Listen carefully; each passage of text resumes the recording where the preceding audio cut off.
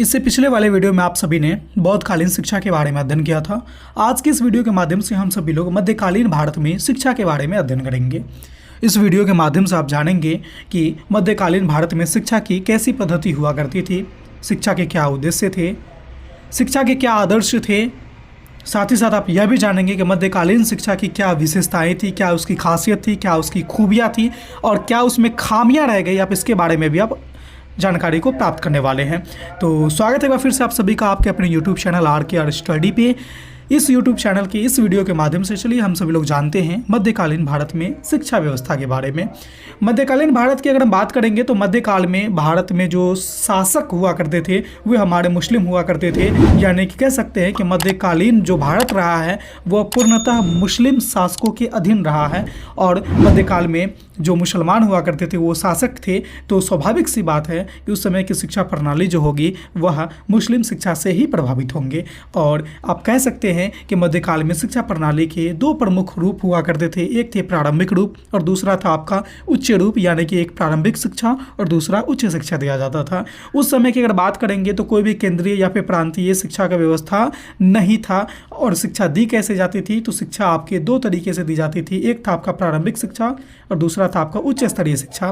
प्रारंभिक शिक्षा को आप मकतब में दिया जाता था और उच्च स्तरीय शिक्षा को मदरसा में दिया जाता था। एक एक करके चीज़ों को आगे हम लोग समझेंगे कि मकतब क्या है, मदरसा क्या है। ठीक है, चलिए आगे बढ़ते हैं। हम जानते हैं कि प्रारंभिक शिक्षा या मकतब के बारे में जानते हैं कि यह मकतब होता क्या था। देखिए, जैसे कि अभी विद्यालय है ना, इसी तरह से वहाँ भी शिक्षण का ही एक केंद्र हुआ करता था जिसमें प्रारंभिक शिक्षा दी जाती थी बच्चों को, छोटे बच्चों को। ठीक है, उस जगह को क्या नाम दिया गया, उस जगह को नाम दिया गया था मकतब। ठीक है, मकतब जो शब्द है ना वो अरबी भाषा के शब्द है, अरबी भाषा के कुतुब शब्द से बना है, जिसका अर्थ होता है कि वह स्थान जहाँ पे पढ़ना लिखना सिखाया जाता हो। वह स्थान जहाँ पे पढ़ना लिखना सिखाया जाता हो उसे क्या बोलेंगे, मकतब बोलेंगे। जैसे कि आप यहाँ पर तस्वीर के माध्यम से आसानी से समझ सकते हैं चीज़ों को। मकतब में कैसे हुआ करता था, तो मध्यकाल में प्रारंभिक शिक्षा जो मकतब हुआ करते थे ना वो प्रायः मस्जिद से संलग्न होते थे।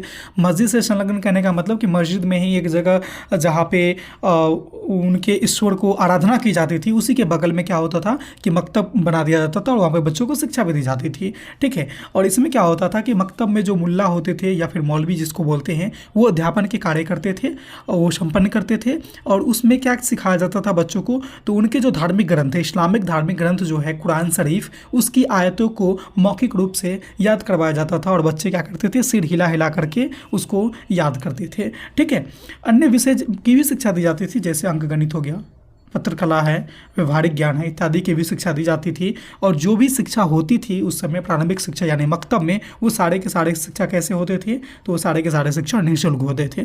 ठीक है, अब ये जो मकतब है इसमें प्रवेश के लिए कुछ यहाँ पर क्राइटेरिया होता था, कुछ नियम कानून शर्तें होती थी जिससे प्रत्येक बच्चों को गुजरना होता था, तब जाकर के प्रवेश मिलता था वहाँ पर। जैसे अभी भी आप देखते होंगे बहुत सारे स्कूल कॉलेज में दाखिला के लिए हमें एंट्रेंस एग्जाम देनी होती है, ठीक इसी तरह से मकतब में भी प्रवेश के लिए कुछ यहाँ पर नियम कानून एवं शर्तें थे। उसको जानते हैं।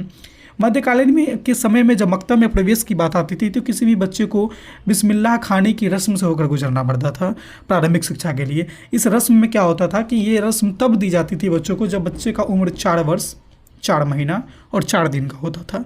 जब बच्चे बिल्कुल छोटे होते थे और एक निश्चित उम्र में, यानी कि जिस दिन उसका उम्र 4 वर्ष 4 महीना और 4 दिन का हो जाता था, उस दिन उस बच्चे को बिस्मिल्लाह खाने की रस्म से होकर गुजारा जाता था।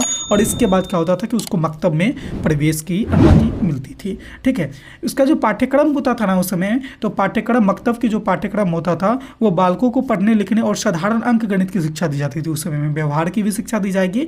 सबसे पहले क्या किया जाता था, तो वर्णमाला के अक्षर का ज्ञान कराया जाता था और उसके बाद कुरान शरीफ की कुछ आयतें याद कराई जाती थी बच्चों को। ठीक है, चूंकि बच्चे का उम्र बहुत छोटा है इसीलिए उसके अकॉर्डिंग चीज़ों को आराम आराम से धीरे धीरे याद करवाई जाती थी।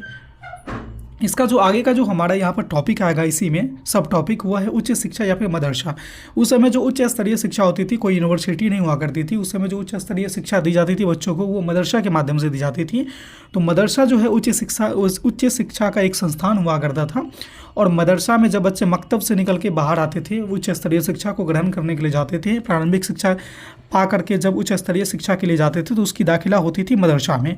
ठीक है, और प्रारंभिक शिक्षा समाप्त करने के बाद उच्च स्तरीय शिक्षा को ग्रहण करने के लिए मदरसे में प्रवेश मिलता था और उसमें कोई भी संस्कार संपन्न नहीं किया जाता था। जैसे कि मकतब में संस्कार संपन्न किया जाता था प्रवेश से पहले बिस्मिल्लाह खानी का रस्म, लेकिन इसमें मदरसा में प्रवेश के लिए किसी भी प्रकार से कोई भी संस्कार का संपन्न नहीं कराया जाता था। बच्चे को डायरेक्ट ही इसमें दाखिला दे दी जाती थी। ये थे हमारे उच्च स्तरीय मदरसा के बारे में चीज़ें। अब चले हम लोग बात करते हैं कि मध्यकालीन शिक्षा इतना चर्चा में है तो इसकी कुछ ना कुछ तो खासियत होगी। कौन कौन सी खासियत थी इसके बारे में एक एक चीज़ को, एक एक पॉइंट को बारीकी से समझने का प्रयास करते हैं।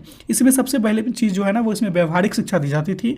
बच्चों को व्यवहार की शिक्षा पे बहुत महत्व दिया गया। निःशुल्क शिक्षा थी इसकी दूसरी खासियत है।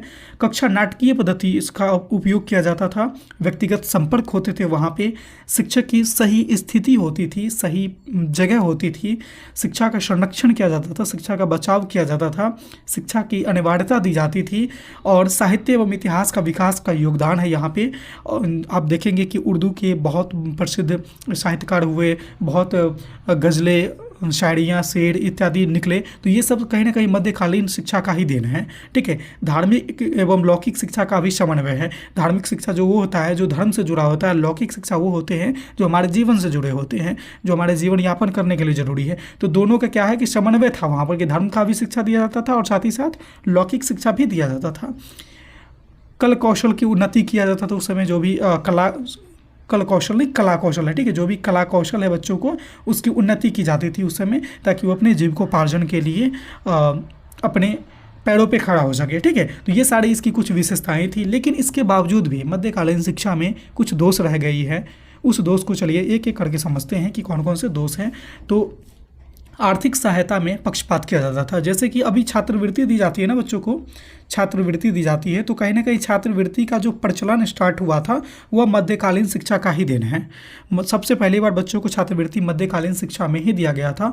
तो उस समय जो छात्रवृत्ति तो दी जाती थी, लेकिन कहीं ना कहीं आर्थिक सहायता में जो है पक्षपात किया जाता था, जो कि शिक्षा का दोष है। शिक्षा का मूल्य उद्देश्य इस्लाम धर्म और संस्कृति का प्रचार करना था, जो कि इसकी बहुत बड़ी खामी रह गई कि शिक्षा का जो सबसे मूल उद्देश्य होना चाहिए था बच्चे के व्यवहारिक जीवन से, हमारे देश के प्रति समर्पण से, अन्य और चीज़ें हो सकती थी, लेकिन उसको उन्होंने साइड में रखा और सबसे जो मेन चीज़ था वो इस्लामिक धर्म के, उसकी संस्कृति का, अपनी संस्कृति का प्रचार प्रसार पे फोकस किया, जो इसकी शिक्षा का सबसे बड़ा दोष बन के साबित हुआ।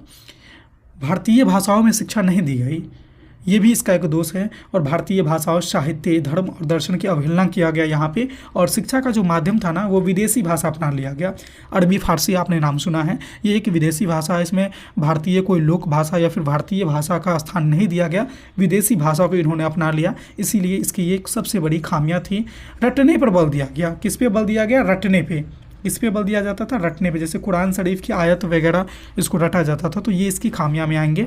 और साथ ही साथ बात करेंगे तो जन शिक्षा की अवहेलना की गई उस टाइम पे, और स्त्री शिक्षा की भी अवहेलना की गई। आपको इस प्रकार के जो मध्यकालीन युग थे इसमें स्त्री की शिक्षा से उसे वंचित किया गया, उसे शिक्षा से अवहेलना किया गया, उसकी शिक्षा नहीं दी गई। और जन शिक्षा की भी अवहेलना है, मतलब सभी लोग शिक्षा को ग्रहण नहीं कर पाएंगे। तो ये सारी चीज़ें मध्यकालीन शिक्षा के प्रमुख दोष के अंतर्गत आएंगे। तो ये थे हमारे मध्यकालीन भारत में शिक्षा की व्यवस्था कैसी थी, कैसे शिक्षा दी जाती थी, क्या प्रणाली थे, किस तरह से प्रवेश मिलता था। इन सारी चीज़ों को आपने इस वीडियो के माध्यम से देखा। हमारा जो अगले टॉपिक होने वाला है वो है मुस्लिम शिक्षा, जो कि इस वीडियो से ही रिलेटेड है, चूँकि दोनों मध्यकाल में ही संपन्न हुआ है, तो दोनों कहीं ना कहीं रिलेटेड ही है। तो अगले वाले वीडियो को आप जरूर देखिएगा मुस्लिम शिक्षा के बारे में। इससे पिछले वीडियो जो बौद्धकालीन शिक्षा है उसको आपने नहीं देखा है तो यहाँ पर जो आई बटन दिख रहा है यहाँ पर क्लिक करके आप बौद्धकालीन शिक्षा के बारे में भी अध्ययन करेंगे। और नेक्स्ट टॉपिक है हमारा मुस्लिम शिक्षा, जो आप अगले वीडियो में देखेंगे। तो इस वीडियो में आपने मध्यकालीन भारतीय शिक्षा के बारे में आसानी से जाना। चीज़ें कैसी लगी, समझ में आई, नहीं समझ में आई, आप हमें कमेंट के माध्यम से जरूर सूचित करेंगे। और साथ ही साथ पहली बार आप हमारे इस वीडियो को देख रहे हैं, पहली बार चैनल पर आए हैं, तो चैनल को सब्सक्राइब कर लीजिए और बेल वाले आइकन को इसलिए प्रेस कर लीजिएगा क्योंकि इस तरह के रोचक, महत्वपूर्ण और उपयोगी वीडियो में जब कभी अपलोड करूँ तो उसका नोटिफिकेशन आप तक सबसे पहले पहुंच जाए। तो इस वीडियो में बस इतना ही था। फिर मिलते हैं अगले वीडियो में नए टॉपिक के साथ। तब तक देखते रहिए हमारे चैनल आरकर स्टडी को। धन्यवाद।